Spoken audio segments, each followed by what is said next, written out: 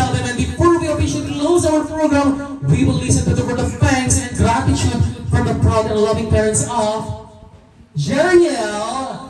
Pangunahan mo, Daddy Ariel. Una sa lahat, gusto kong pasalamat sa inyong lahat, sa lahat ng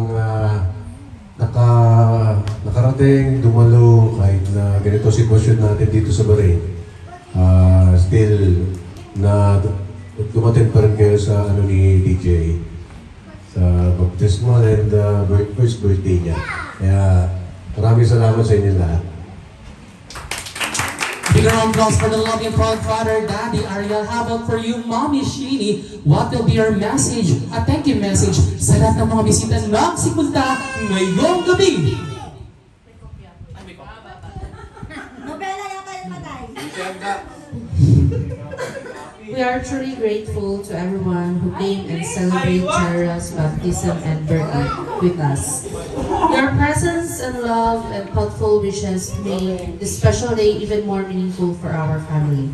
With heartfelt gratitude, we would like to thank everyone who sponsored and supported Jeriel's first birthday celebration. Your generosity and kindness truly made this day extra special and unforgettable for our family.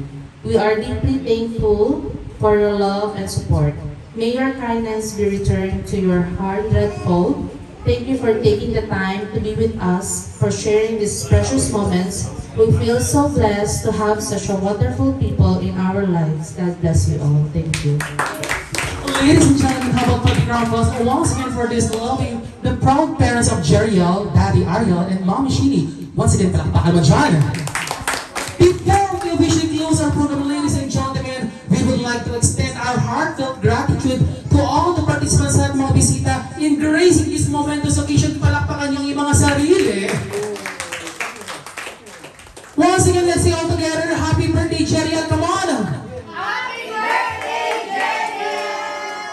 At bago tayo talaga mag-closing remarks, I would like to hear your feedback or testimonial regarding for my hosting. Take it away, Daddy Ariel.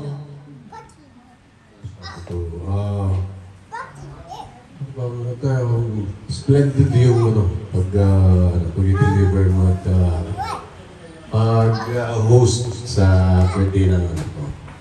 Thank you very much. Napakagaling mo. May ako, syempre may prepare din ako, di ba? So, hi Stanley, and I just want to say really sincerely thank you for being such a wonderful host during Jeriel baptism and birthday celebration. You did an amazing job, everything flowed smoothly, and your energy really made the event lively and memorable for everyone. We truly appreciate your professionalism and the way you engage with our guests. You helped make this special day even more meaningful for our family. Thank you so much, and we hope to work with you again in the future. Thank you. Ibali mag-apply na ako kasi gusto ko mag-work sa inyo.